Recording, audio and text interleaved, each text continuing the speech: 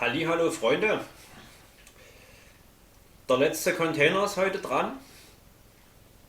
Was ist bisher passiert? Wir haben uns den angeguckt, haben ihn zusammengebaut, genauso wie den 3-Seitenkipper-Container und meinen Tankcontainer mit Kran. Heute gibt es eigentlich den mit Abstand frustrierendsten Container während der Bauphase, den ich hier euch zeigen will. Warum das so ist, könnt ihr euch gerne auf meiner Facebook-Seite angucken. Dort habe ich das im Detail nochmal dargelegt, was mich ja eigentlich so gefrustet hat beim Bauen. Aber lange Rede, kurzer Sinn, es ist fertig, es funktioniert und ich zeige es euch heute einfach. Worum geht's? Rollkipper ist schön, aber es gibt auch Container, die nie gerollt werden können, sondern die man anheben muss, um es drauf zu laden, sprich ein Absetzkipper. Also haben wir einfach mal einen Container gebaut, den man auf das Auto hochziehen kann, um dann letztendlich Absetzcontainer zu laden. So sieht es aus. Da haben wir noch einen Frosch im Hals. Warum war das Ding eigentlich so frustrierend? Das Problem bei dem Container war, der hat 3 Komponenten drin, die alle für sich eine kleine Herausforderung dargestellt haben. Die erste war überhaupt erstmal die Arme vor, zurück, so dass sie dann sowohl hier vorne in der Position ankommen, dass der Container hier oben drauf sitzt, als auch, dass es überhaupt erstmal mechanisch funktioniert, dass die hier unten ankommen, dass der Container dann auch hier unten auf der Straße landet und nie auf halber Höhe hängen bleibt. Dort habe ich keine Ahnung wie viele Versuche gebraucht, bis ich dann die ganzen Positionen, Drehpunkt hier, Drehpunkt da, Befestigung hier, dass das überhaupt erstmal funktioniert hat. Das nächste war, wenn ich jetzt einen Container hier hinten dranhängen habe, wie ihr es gleich sehen werdet, macht das Ding einen Stehaufmännle. Je nachdem wie viel Gewicht hier hinten dran hängt. Um das auszuhebeln, habe ich bei dem Container hier hinten vorbildgerecht Füße zum Rein- und Rausfahren dran gebaut. Die müssen aber sowohl stabil sein, als auch so umgesetzt sein, dass das Ding hier dass das hier hinten nie so ein Klumpen dran ist. Ne? Lego ist ja naturbedingt ein kleines bisschen klobig. Das war die zweite Herausforderung. Wie schaffe ich es, die Füße hinten so zu bauen, dass es sich sowohl ins Gesamtbild einfügt, als auch die Funktion gegeben ist. Und die dritte Funktion, die hier, Funktion in dem Sinne ist es nicht, die dritte Schwierigkeit, die ich hier hatte, war einfach das Ding, aufgrund dessen, dass hier vorne und alles, das Ding war so schwer, dass mein Abroller hier hinten, der hing dann hier hinten fest, der hat ihn nicht hochgekriegt. Das war einfach schwierig, der hat dann das ganze LKW jetzt verzogen, den Haken hat es hier durchgebogen, aber der Container kam nie hoch. Deswegen musste ich dort versuchen, irgendwie eine Lösung zu finden, deswegen steht der auf Bein. Geht einfach besser. Ne? Und Punkt Nummer 2 ist ja auch, dass der hier hinten keine Rollen dran hat. Naturbedingt sind das hier feste Füße, die hier auf dem Boden stehen. Das heißt, man muss auch den bei der Beladung, also beim Aufladen, ein bisschen anders behandeln als die anderen. Aber wir gucken uns das Ding einfach mal an. Ich spare euch jetzt das Rumrangieren, ich drehe ihn einfach so rum. Den anderen kannst du einfach hochziehen. Der hat sich dann hier reingeschuckelt, bei dem muss man ein bisschen Kleid ziehen. Also wirklich gerade ranfahren. Dann brauchen wir den Haken hier in dem Fall logischerweise nicht so weit runter machen, weil der Container selber ist ja größer. So. Fahren wir einfach drunter. So, jetzt geht's los. Ne? Wenn wir das Ding hier anheben, müssen wir, damit der hier hinten nicht drüber rutscht, wir wollen ja beim Kunden das Ding aufladenderweise nie hier den Asphalt oder irgendwas zerkratzen, deswegen müssen wir hier einfach drunter fahren. Na, jetzt können wir auch die Beine hier hochklappen, jetzt hängt es ja dran.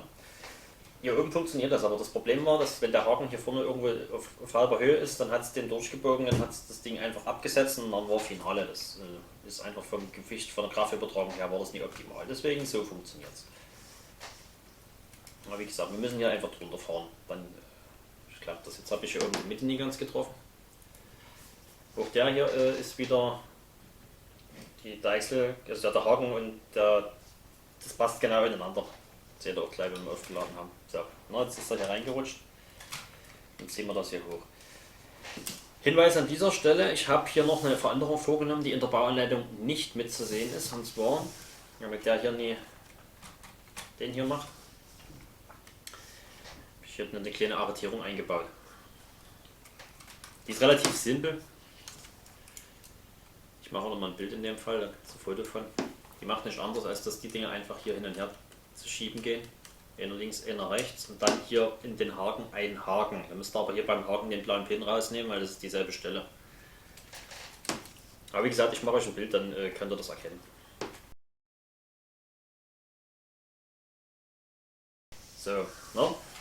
Bild habt ihr gesehen. Zack. Gehen wir drauf. Verriegelung geht hier rein. Warum geht die Verriegelung hier rein? Werdet ihr gleich sehen. Jetzt seht ihr auch, was ich mit den grauen Federn hinten meinte.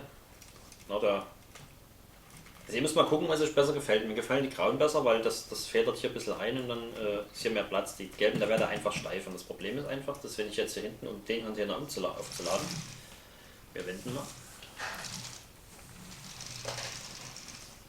So. Der ist jetzt leer, der hat aber trotzdem auch schon sein Gewicht. Fahren wir hier rückwärts ran.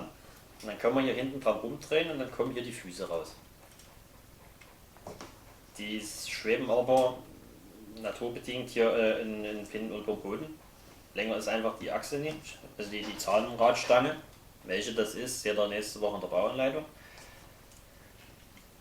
Dann können wir hier links und rechts drehen. Auch hier wieder Zweihandbedienung. Macht sich besser als nur mit Innerseite, weil man verschiebt es doch gerne aus Versehen mit der Hand mal. Deswegen macht man das so und außen kann man dann hier schneller kurbeln. Jetzt seht ihr, was ich meine. Ihr müsst nämlich mit den Armen hier ziemlich weit runter. Könnt ihr hier ranfahren. Die Ketten werden einfach hier rangeklippt. Hier sind so eine grauen Pins dran. Aber wie gesagt, mehr dazu nächste Woche. Werden die einfach hier rangetackert. Kette 1. Kette 2. Dasselbe Spiel nochmal auf der anderen Seite. Bisschen Friemelei, aber ihr kriegt das hin. So. Jetzt seht ihr gleich, was ich meine, warum das Ding hier mit den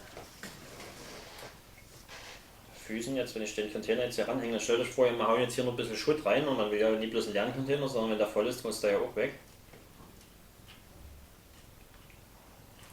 Dann kommt ja, nachdem wie man das hier tut, kommt da hier hinten ein kleines bisschen runter und bleibt dann, wenn er richtig eingefedert ist, hier hinten mit den Füßen auf der Straße stehen.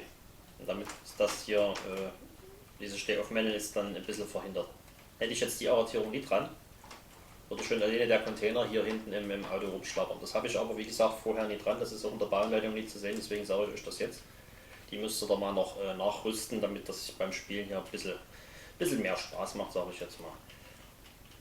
So, und jetzt seht ihr auch das nächste Problem, was ich vorhin noch nie mit erwähnt habe, was hier bei dem Aufladevorgang war. Punkt 1, der Container muss unten sitzen. Punkt 2, der Container muss hier oben drauf landen. Und Punkt 3, das ganze Ding muss auch hier an der Kante vorbeikommen.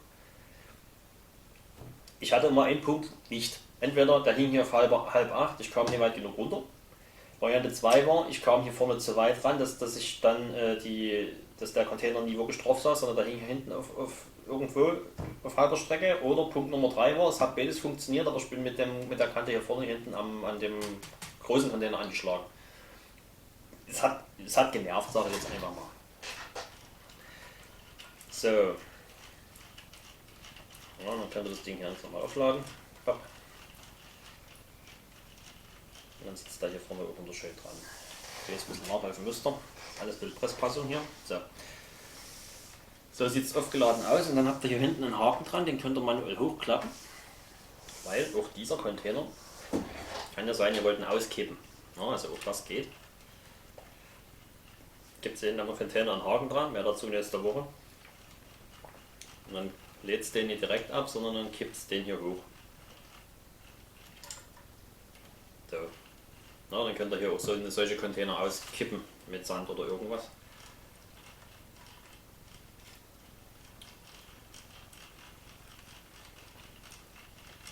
So. Was jetzt passiert, das ist auch nicht weiter tragisch. Der passt hier vorne zwischen die Dinger gerade so dazwischen.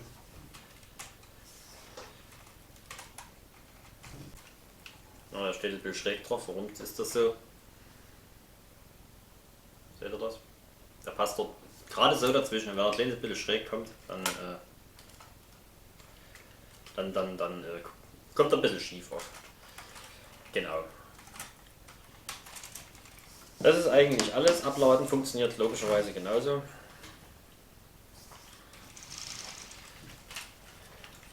Parken wir das ganze Ding nochmal aus. Haken müsst ihr vorher runter machen, sonst kippt er wieder ab. So. Na, ihr seht, was jetzt passiert. Ich habe die Arretierung nicht drin, jetzt macht er hier einen Stehaufmänner.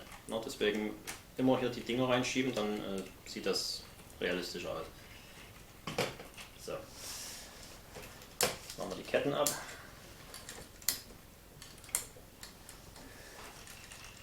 Können wir den wieder hochfahren. Und zu guter Letzt können wir noch diesen ganzen Container abladen und dann den Kipper oder von mir aus auch den Tank zu holen, je nachdem, was man halt gerade damit spielen will. Füße fahren wir wieder ein. So. Schieben wir hinter. So, und dann. So. Jetzt seht ihr das auch.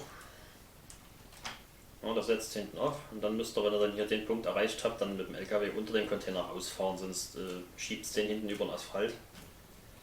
Natürlich die Arretierung nicht vergessen, das habe ich jetzt gerade hier gemacht, das ist ein bisschen ärgerlich. So.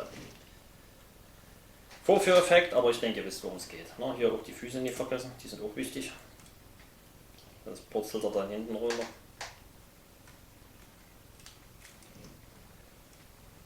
So. So sieht's aus. Absetzkipper auf Abrollkipper. Ziemlich cooles Wortspiel, ziemlich coole Spielvarianten. Nächste Woche gibt es die Bauanleitung dazu und zu dem. Wobei habe ich euch nur in die Kamera gehalten, weil hier ist ja nicht viel dran. Das sieht man mit dem Blick. Genau. In dem Sinne wünsche ich euch erstmal viel Spaß mit dem Rest, mit Versuch nachzubauen, mit den Facebook-Videos, die ich euch dazwischen geschossen habe. Und wünsche euch eine schöne Zeit und bis zum nächsten Mal. Ciao, ciao.